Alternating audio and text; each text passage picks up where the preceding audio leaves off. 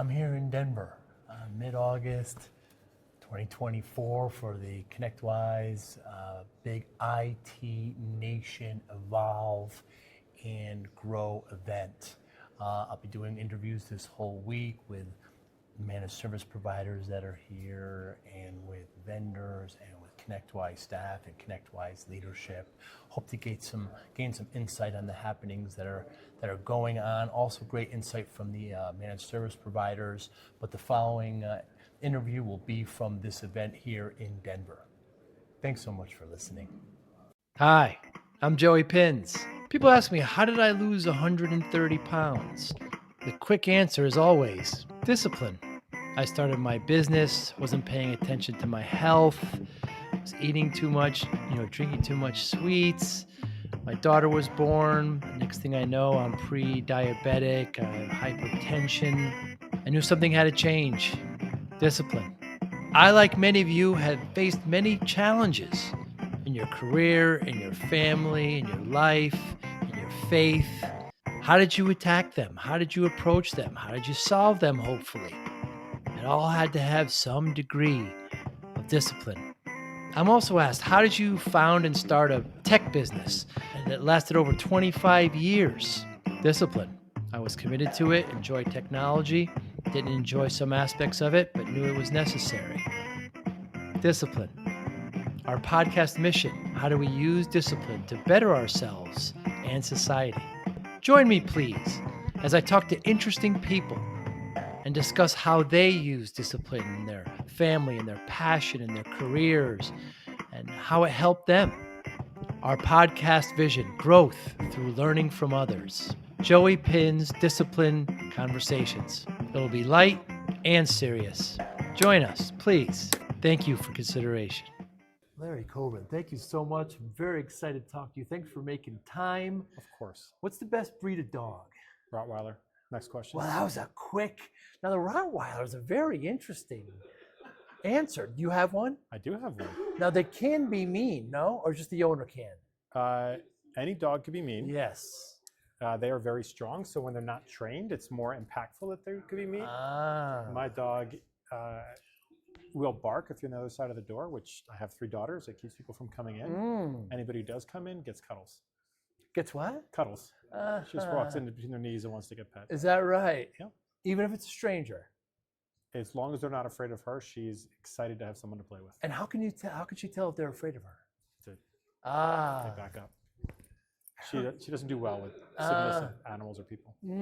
I heard once that if a dog was ready to attack you or was dangerous, that you're supposed to walk backwards and not make eye contact. I've never found myself in that situation. My dog's never attacked anybody. Right. But if you say so. Yeah, I don't know. The eye contact intimidates them, and if you turn and run, they'll chase. Right. Yes. No. Well, half of it, they think it's a game. Right. They think it's a game. Very interesting. Have you always had Rottweilers then? So this is the first dog I've had as an adult. I grew up with German Shepherds. When I was in college, I had an Akita. I've always had big dogs. Always big dogs. I don't do little dogs. You don't do little dogs. And why? Because a little dog, if it gets out of hand, people pick it up and correct it. Whereas a big dog, you have to really train the dog because you don't have that option. Right. Huh. And why poker? Do you like to gamble? I do like to gamble. I like poker because it's a combination of luck and skill. It's luck and skill. A really good card player can win with any cards, but it's nice when you get good ones. And I just like sitting there and thinking about the people across from me, what they're thinking, trying to figure stuff out, trying to get clues. It's fun. It's exciting. Because even if you have a good hand, a good skilled poker player can still beat you. Yes. So is it more art than science? What is it? That's exactly that. That's the question. But it's both, which is what I enjoy. Interesting. Do you do a lot online? No, it's not legal in Connecticut. And how about when you go to Vegas, you do it at the tables? So I was actually at Las Vegas last weekend. Yeah. So I gambled a little bit. My wife was there. We were there to see the show at the Sphere. Nice. And then after she left, I went and I played in a poker tournament because it's kind of the day before I got here. How'd you do in the poker tournament?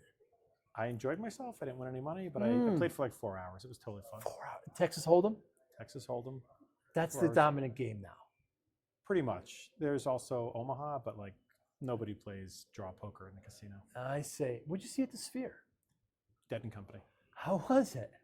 Out of this world. Really? Out of this world. It's really a great experience. It's like going to a Disney show and a concert. At the same time. Yeah. Especially, well, I don't want to say the Grateful Dead, but the Dead, I mean, they're very psychedelic. They're very visual. I mean, Yes. that must have been an incredible combination of senses. It was awesome. I know people went to see U2, and Fish was there for a little while. Fish did like a couple shows. Yeah. At the Sphere. I wonder. I couldn't recommend it more highly. Is that right? It's really a great experience.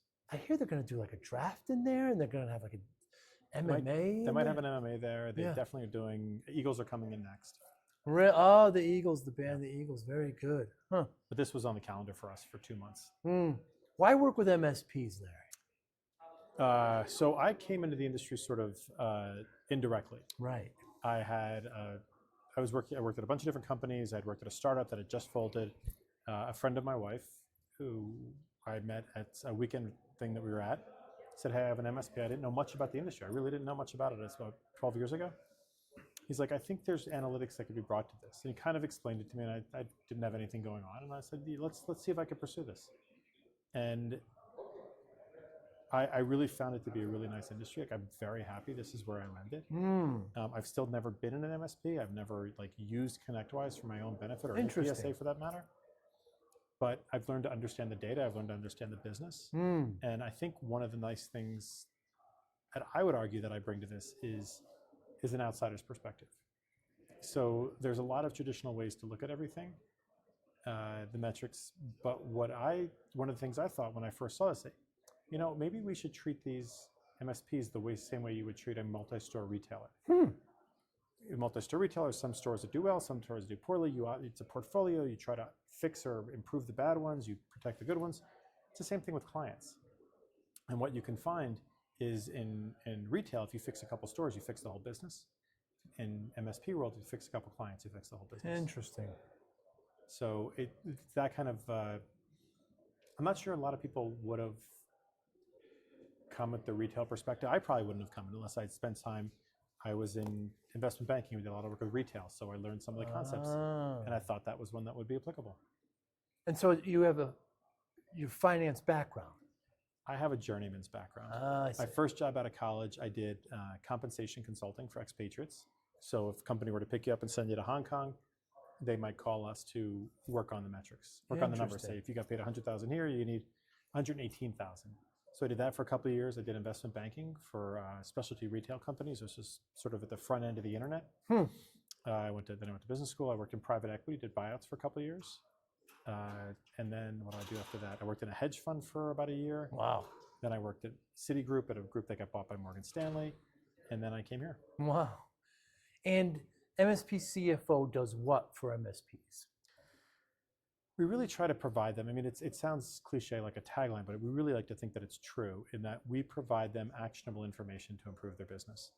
If you were to look at a P&L doesn't really tell you what to do. But if I were to say, listen, if you look at this particular client and look at how your line of business application work is going on that particular client, you might be able to drive improvements in profitability. So we really try to peel back the onion to say, maybe you're below where you should be. It's because of this client. It's because of the contractor agreement, and it's because of this type of work that you're doing, or maybe it's mispriced. But really try to get them discrete answers from the data for actions they can take to improve it. We don't fix things for them. Right. We just try to point them in the right direction. And most stereotype MSPs are tech-led. They're not really strong in putting things in properly in ConnectWise and QuickBooks. I mean, nobody does the PSA perfectly. Right. We've worked with hundreds and hundreds of clients. We still have many hundreds of clients on our books. We have some that came and left. Nobody does it perfectly. We have health checks in our system to show you where you make mistakes, but some of them fundamentally use the PSA wrong. They don't have their techs put in their time. They don't trust covering agreements, that sort of thing. We work with them to clean up their data if it's something easy, like you're missing a cost and we just want to put a cost in. But if their operations are wrong, because the PSA drives operations and operations drive the PSA, then we ask them to talk to somebody else because they're not ready for data. They're ready for fixing the business. How does service leadership index help, or does it? It does. So service leadership, you're talking about the owner's book. SLI, yes, yeah. So what that will tell you is it will tell you where you stand relative to benchmarks, which is great because you need to know, are my margins what I should be? Because this is one of the things like the MSP community is it is a community. They share and they learn from each other. The people that don't come here really are missing out. This or any of the other groups like Evolve. So they'll tell you where there's an opportunity. You're underselling your managed services, your margins too tight, is your headcount out of whack. But what it won't tell you, and I work very closely with the principles of service leadership, is it won't tell you where to fix things, which client to go after, what to go after with that client, how to bring your margins, because service leadership talks about best in class, EBITDA being around 18%. If you're at 12%, well, how do I add 6 points? Right. They might say your managed services aren't great. Okay, how do I fix my managed services? We try to take that to the next level and say, okay, you've now have all this information from service leadership, and we don't do what they do. Now let's see how we can find a quarter of a point here, a quarter of a point here, and take those small steps to get to where you need to be best in class. I remember when I had my MSP, Larry, and one of the best things service leadership did for us was, something fall off? No, it just Oh no, your one's missing. one's missing. It did fall off. Oh, there we go. Sorry. It's all right. Keep going. Product margin. We were only charging 3 to 4%, and then we found out that best in class was almost 30, and the peers were charging 25. We made a change, and we had like one minor pushback. Right. No, exactly. That's the kind of information you can. We're actually doing something similar. So the challenge that we always have is we don't like, service leadership does a great job. I would never repeat what they do. But there are things they don't do. We've started benchmarking services. Oh. So if you found that, for your example, if your product margin was 3% and the market was somewhere between 20 and 30, you could reprice everything. What if I told you your password resets took 45 minutes? The industry's doing it in 25. Well, then you say, well, what does the industry know that I don't? What tools are they using? What automation? What training? What standardization of the stack? And you can pinpoint where you want to try to fix your operations, service type by service type. So we're starting to build that into the system. That's really cool. Has the influx of M&A and these PE firms, has it driven more MSPs to be more focused on finance and in turn use your platform? Well, let's take a step back. I think the influx of M&A, and I just came out of the Grow Group, it leads people to think, well, I need to be prepared for this. If there's a lot of the MSP world, MSPs have kind of been doing the MSP thing for about 20 years now, 15, 20 years. So a lot of these people are looking at a life change. They're ready to exit. They're ready to monetize their equity. So as they're doing that, they want to grow their business a little bit more. So we're seeing a lot of people saying, listen, I see an exit in 1 to 3 years. Let me start growing my numbers. So, something that Arlen talks about is if you want to retire, you need 25 times your annual spending as a lump sum. If you want to create generational wealth, Arlen says it's 40 times. Well, if you do the math and you realize the prevailing market, somebody would buy my business, and that gets me to 16 times. Well, that's not enough. I'm not going to have enough for retirement.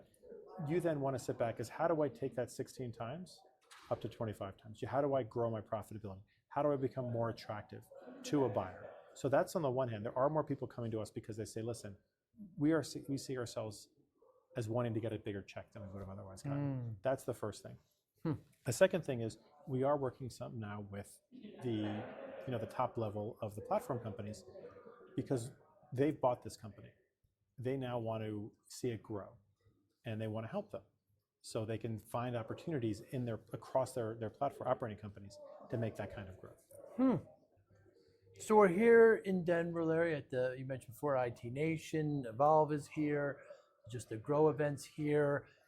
It's already the third quarter of August. I mean, my goodness, summer's almost over. What are some of your goals this week? Oh, this week? One of the reasons I always come here, I've missed, probably in the past 10 years, I missed maybe 5 Evolve meetings,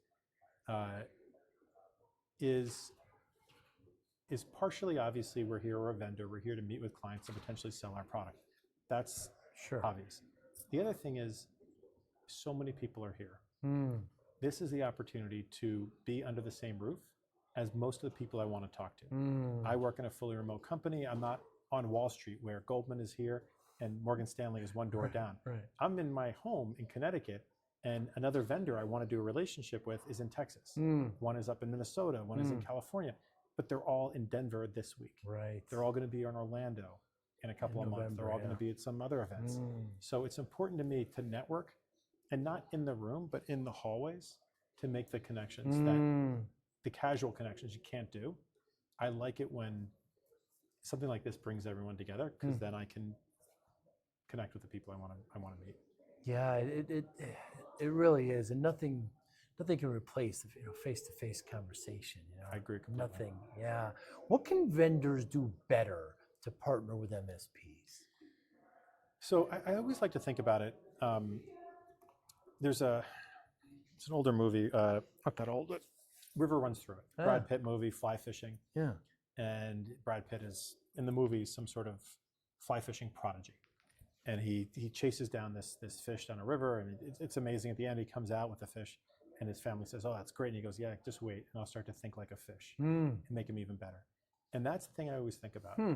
I'm trying to provide a good product and sell it to the MSPs, but I also try to think about what they would use it for, where they would get value. Sometimes they surprise me. Sometimes I say, "I'll build it," and they'll figure it out. But if I can think about how they'll get value, then I'm really trying to help them rather than sell to them. I think a lot of the vendors need to think, this is how your day is.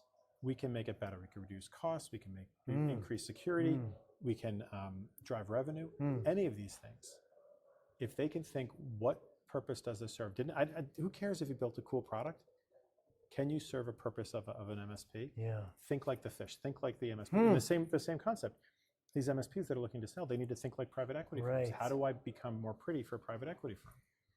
Yeah, that is a really interesting approach. So when I talk to MSPs, the three things that keep them up at night, and it's been pretty consistent in the last 4 or 5 years. Number one being security. They're worried about their clients clicking something and then getting ransomwares.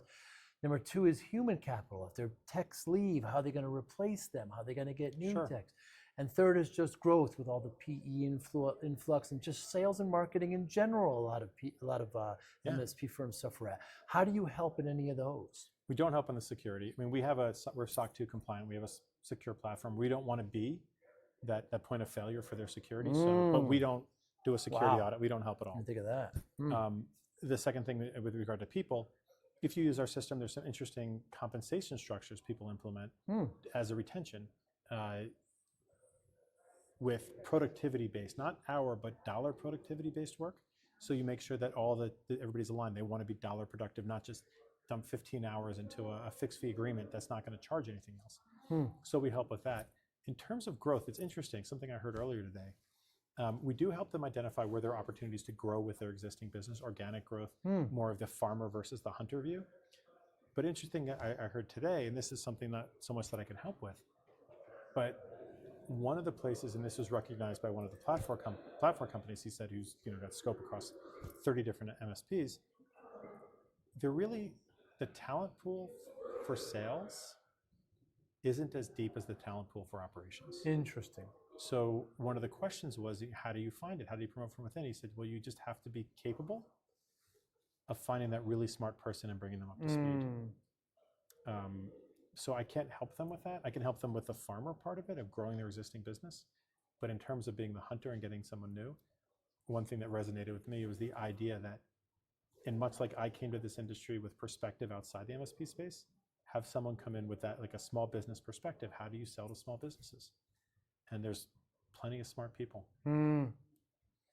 How do you get over the hurdle of the MSP thinking that having their finances and spending time with them is an important investment? It's an ROI question. If we've worked with companies, and obviously our service is not free, people spend money on it. We've been told at times people have found $5,000 or $10,000 a month in recurring revenue they're able to add on by identifying inefficiencies in their agreements. That pays for itself. That being said, they have to want to do it. If they're never going to really implement it, if a tool is going to sit there and they're going to say, well, maybe I'm just not going to get to that, don't spend your money. Like we happily let people go, and not fire them, but say, listen, you were never really using it. I felt bad taking your money. We understand if you want to leave. How- And if you're ready to come back, we'll be here. We'll be there. How old is the product now? We've been selling for about 10 years now. Wow. And we're a largely bootstrap company. We had a very small outside investment, but we behave as a bootstrap company. I'm not looking to make quarterly numbers every year, every quarter. I look to be able to provide a good product. And I kind of feel if I can continue to provide a good product, make it easy for people to use, they will come to us. And I don't have anybody breathing down my neck. And good for you. Which is, and not to say there's anything wrong with the VC-backed companies. I think some of the products they have and the people there are wonderful. Right. It's just one of the stresses I don't have to deal with. And they're month-to-month agreements? So we have, all of our agreements are month-to-month. If you choose, and what we say is, you can cancel at any time and we just won't bill you for the next month. We'll just write out the month. We won't give refunds, but we also won't lock you up. I see. So if you renew on the 25th, if you cancel on the 20th, you go to the 25th, and we just won't bill you again. I see. We also offer a discount if they want to buy annual. Same thing is true though. They have to write out the year. We won't give a refund. But we don't lock anybody in. If they take annual, it's because they've actively decided. And we try to do the right thing by people. And what are the big, I know we kind of talked this before, but what are the, once an MSP is onboarded, what are some of the obstacles that they think they might have that aren't there? Always, the first obstacle they have always is my data's not good enough. Right. And what I would say to that is I almost ignore that comment because I've heard people say their data is wonderful. When I look at it, it's just garbage. I said people say it's garbage and it's like, it's pristine. So I just ignore that comment because I don't think people fully understand how good their data is to make the decisions that we're trying to help them make. But that's always the first one. The second one is, we really want to use this, but we don't have the mind share for it right now to get our mind around how we can make changes. We don't compete as much with other analytics tools. We do a little bit, but not as much. We compete with any tool. A new security product gets implemented, that's what they're doing. They're not doing that and 6 other tools. So they might implement 2 tools a year. If we're not one of them that year, it's not because they wanted another analytics tool. It's because they just were smart enough to know that they can't do everything. You think MSPs are generally overtooled? Oh God, I can't answer that question. Yeah. I don't have any expertise there. I remember like when I was in the groups, when I was in the peer groups, that they would talk about all these tools and they're, some are using them, kind of the shiny object syndrome. But you gotta spend time with it, especially if you're going to invest in it. I will tell you that people who use our product well frequently get 10x or more return on what they pay us. It's amazing. People who don't use our product well are wasting every penny they give us. And how is the data garbage again? So there's lots of different ways. One way, the easiest, the biggest issue, and I don't see this as much because now I'm more involved with the more mature communities, techs don't put in their time. If techs don't put in their time, there's nothing we can do. Right. The next thing is, other things we really don't like is on an agreement, if you do stuff under a managed services agreement, it's billable time. And the managed service agreement will cover the work and then you don't have to write an hourly invoice for the time. A lot of people don't trust that. I don't see that as much anymore. Again, I don't see this stuff that much anymore. So what happens is they have all their time as unbillable, not agreement time, and it just messes with the metrics. It's not great. It's not best in class. It's not the way they should be doing it. What we see very often is cost not being in the system. And that's fixable, but it's just a task. The reason we don't see that is because all the revenue numbers get spit out to invoices. So if it's not in there, you don't get paid. Costs don't go anywhere except reporting because you pay all your bills out of your accounting package. So we see a lot of people that don't have employee costs, don't have tool costs, and we work with them to build it in. But that, I wouldn't say it's garbage. It just is front-end work that needs to get done. So Larry, I don't know if you know, I don't know if I ever told you this before, but I started my MSPs in the 90s. I'm from Connecticut, you know that. Yep. And I was working way too hard, 12, 13-hour days. You're no stranger to this. And before you know it, I got myself up to 340 pounds. I heard about this. Yeah. And so I met you after that. Yeah. It was a lot of MSPs didn't know me back then. So the doctor said to me, if I don't lose the weight, I'm not going to see my daughter graduate. So it was shocking, and I'm punching the steering wheel. So I'm driving home there in New Haven, Connecticut. And I did this, it's my pie hole. I'm the one who I did it. So spent the next 6-7 months, lost 130 pounds. You can't treat it like a finish line, right? You got to keep continual up with improvement. Continual. And people want the quick answer. what's your secret? There's no secret, Larry. Discipline. That's how I lost. I got willpower, some order, some strictness, etc. How does discipline play a role in your life, Larry Cobrin? Oh gosh. Well, I mean, one thing I would say, from the sort of using the language of where we are, I would say that my company, we're very much, I'm a balance builder. I have 2 girls who are in college. I have one still in high school. I think I might have missed 2 home soccer games. Wow. I try not to miss anything. If I'm around, I go to it, and I do that for my employees. So what I say to everybody on our team is like, this is a lifestyle company. We will pay you well. I have every expectation that we grow. I do not want you to miss your life. So what we do at our company, and this is sort of not answering your question directly, is I say, listen, I want you to get your job done. I really do. If you don't, we're going to have discussions. Right. But if you need to go to a ball game, or if your kid has a doctor's appointment, or whatever might happen, block it off in your calendar. The time is yours. And for example, and I don't mean to call her out individually, but Soleil is our salesperson. It's great. And she has a lot going on. She has 2 kids, and she's gone to a lot. And there are times when the sales cycle isn't as busy, and she'll block out a lot of time for personal stuff. But then we'll come back from a conference, and there'll be 30 demos that she has to do, and she'll work crazy hours. I have zero guilt about asking her to work crazy hours, because that's what balance is, gives her the opportunity to enjoy her life on the other side of it. Right. And I treat that about everything in our company. I never want what we do to get in the way of things. Things have to get done, but people have to have lives. I've had many jobs in my past. I've never, I don't think I've ever got myself anywhere it was physically dangerous, but I've had horrible bosses. I've had, 120-hour weeks. I didn't like it. It's not what I want it's not what I want to put in this world.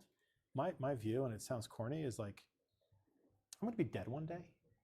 I don't want people talking about me as some asshole who work people to the ground.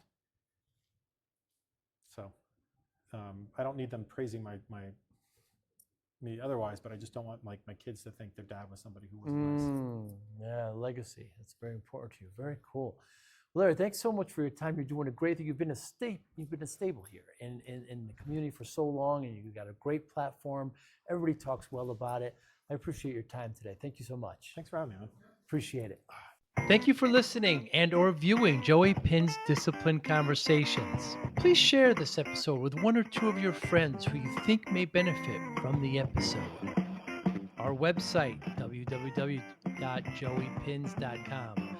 There you'll find lots of resources, and you could join our mailing list. Please follow us on all our social media, Instagram, Twitter, and Facebook. Podcast information, the video version of our podcast is on YouTube. Please subscribe. Audio is on all major podcasting platforms. Please follow them. And if you like it, please consider giving 5-star rating. Would really appreciate that. Thank you again for listening or watching Joey Pinz Discipline Conversations.